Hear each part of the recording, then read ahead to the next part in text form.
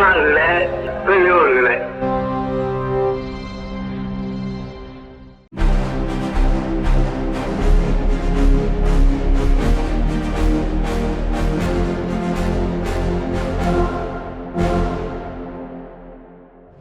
வணக்கம். உலகின் ஒரே பகுத்தறிவு நாளேடான இன்றைய விடுதலையில் வந்துள்ள செய்திகளை பார்ப்போம். இப்போ முதல் பக்கம் பார்த்தீங்கன்னா, ஆசிரியருடைய அறிக்கை வந்திருக்கு. திராவிட இயக்கம் வெறும் அரசியல் நோக்கங்களுக்காக தோன்றியதல்ல, அரசியல் மூலம் சமூக மாற்றத்தை அடைவதே அதன் இலக்கு. 2000 ஆண்டு அடிமைத்தனத்தை ஒழித்து கட்ட புறப்பட்ட சமூக புரட்சி இயக்கம் அந்த நோக்கத்தை கல்வி வாயிலாகவும் அரசு அதிகாரத்தின் வாயிலாகவும் அடைவதற்குத்தான் சமூக நீதி போராட்டத்தை முன்னெடுத்தது. சமத்துவத்தை நிலைநாட்டுவதற்கான முயற்சிகளை 100 ஆண்டு காலமாக தொடர்ந்து செய்து வருகிறது. மக்களுக்கு பகுத்தறிவை ஊட்டுவதன் மூலமாக விழிப்படைவை செய்வதுதான் அதன் திமுக சட்டத்திட்டத்தில் இடம்பெற்ற உண்மையான முறை. நீதி கட்சி, சுயமரியாதை இயக்கம், திராவிடர் கழகம், திராவிட முன்னேற்ற கழகம் எல்லாம் இந்த நோக்கங்களுக்காக தோன்றியவையே. இதனாலேதான் ஆதிக்க சக்திகளால் தொடர்ந்து கடுமையாக எதிர்க்கவும் படுகின்றன. இவ்வியக்க தத்துவங்களை ஒழித்து கட்ட வேண்டும் என்று பார்ப்பனர்களும் ஜாதி மத வெறியர்களும் பெரும் பண முதலைகளான பனியாக்களும் ஆதிக்கவாதிகளும் கூட்டு சேர்ந்து சூழ்ச்சி செய்து வருகின்றனர். 1920 முதல் ஆட்சியில் இருந்த நீதி கட்சி 1937 ஒரு தேர்தலில் தோற்றவுடன் நீதி கட்சியை 500 அடி ஆழத்தில் புதைத்து விட்டோம் என்று அன்றைக்கு இருந்த அரசியல் பார்ப்பன வாயாடிகள் கொக்கரித்தனர். ஆட்சி கப்பல் யாரிடம் இருந்தாலும் சரி, அதை இயக்கும் சுக்கான் திராவிட இயக்கத்தின் கொள்கைகளே, அதாவது மீகாமன் தந்தை பெரியாருடைய கொள்கைகளே. யாரும் திசை மாறி போக முடியா வண்ணம் மக்கள் எழுச்சியின் மூலமாக அதை கட்டுக்குள் வைத்திருக்கும் மீகாமன் தந்தை பெரியாரே.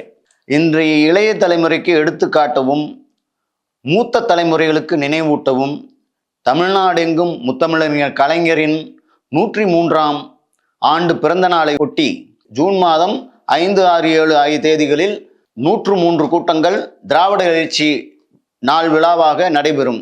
நமக்கு எல்லாம் கொள்கை திருவிழாக்கள் தான். திராவிடத்தின் எழுச்சி தான் தமிழினத்தின் மீட்சி. கலைஞர் வாழ்க என்றால் சுயமரியாதை வெல்க என்பதே அதன் உண்மை பொருள். புரியாதவர்களுக்கு புரிய வைக்க பரப்புரைகள் எங்கும் படரட்டும் அப்படின்னு சொல்லி ஆசிரியர் நிறைவு செய்கிறார் அறிக்கையை.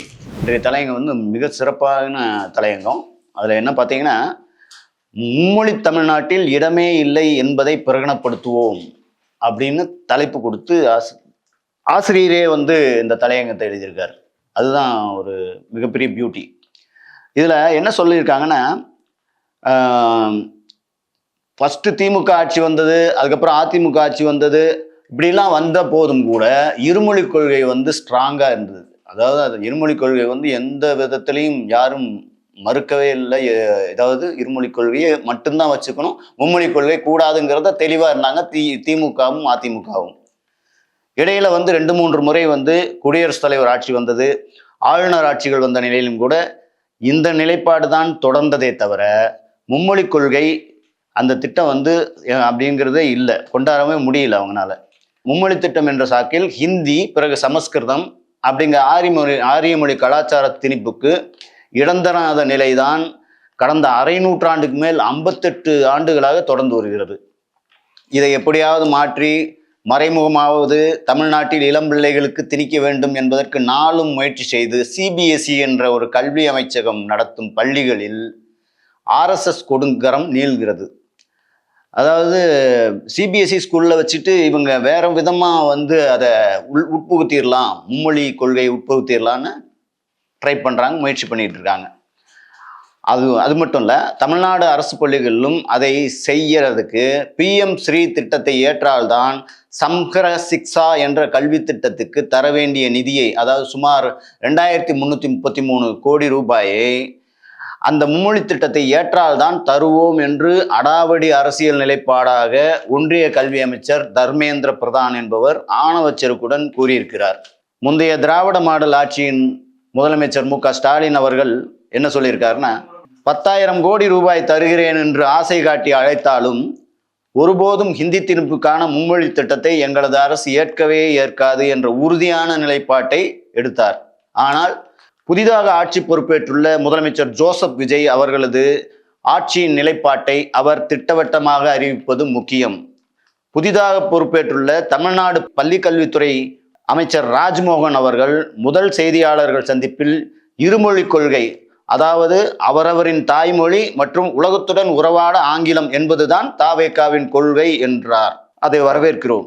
ஆனால் சிபிஎஸ்இ பள்ளிகளில் PM ஸ்ரீ திட்டம் குறித்து அடுத்தடுத்து விவாதித்து முடிவெடுப்போம் என்று கூறியிருப்பதில் கொள்கை தெளிவற்ற தொனி தெரிகிறது.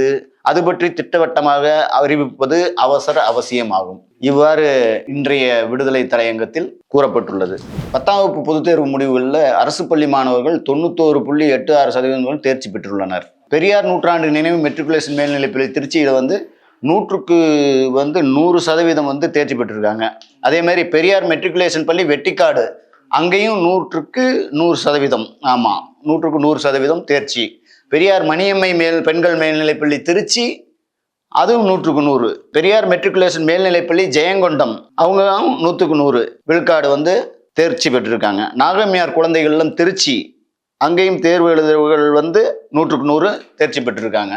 தேர்ச்சி பெற்ற மாணவர்களுக்கு நம்முடைய நெஞ்சார்ந்த மனமார்ந்த வாழ்த்துக்கள். நீதிபதிகளுக்கு எதிராக உயர்நீதிமன்ற பதிவாளர் ஜெனரல் தன்னிச்சையாக ஒழுங்கு நடவடிக்கை எடுக்கவோ பணி நீக்கம் செய்யவோ அதிகாரம் இல்லை என்று உச்சநீதிமன்றம் அதிரடியாக தெரிவித்துள்ளது.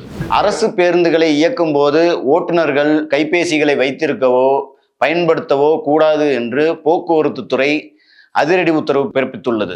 நாடு முழுவதும் இணைய வழியில் மருந்து விற்பனைக்கு தடை விதிக்க கோரி அகில இந்திய மருந்தக உரிமையாளர்கள் மற்றும் விற்பனையாளர்கள் சங்கத்தின் சார்பில் இன்று மே 20 ஒருநாள் அடையாள வேலையை நிறுத்த போராட்டத்தில் ஈடுபட்டுள்ளனர்.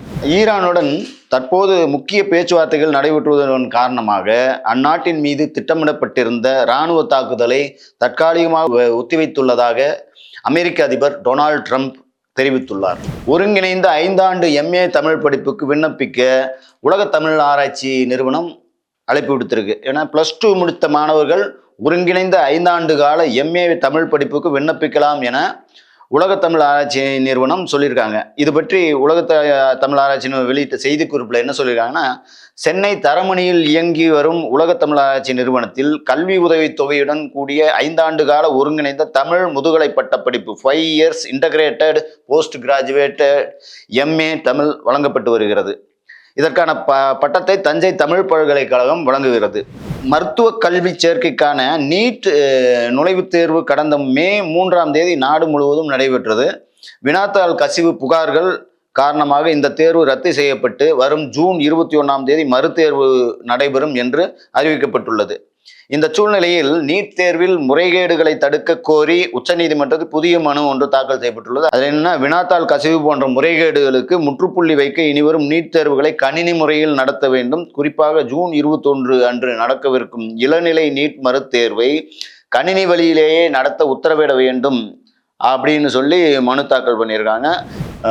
முன்னாள் முதலமைச்சரும் திராவிட முன்னேற்ற கழக தலைவருமான MK ஸ்டாலின் அவர்கள் ஒரு செய்தியை நேரடி தாக்குதலாக விட்டிருக்காரு. என்னன்னா, பலரை சில காலம் ஏமாற்றலாம், சிலரை பல காலம் ஏமாற்றலாம், ஆனால் எல்லோரையும் எல்லா காலமும் ஏமாற்ற முடியாது என்று தமிழ்நாடு முதலமைச்சர் ஜோசப் விஜயை திமுக தலைவரும் மேனாள் முதலமைச்சருமான MK ஸ்டாலின் கடுமையாக விமர்சித்துள்ளார்.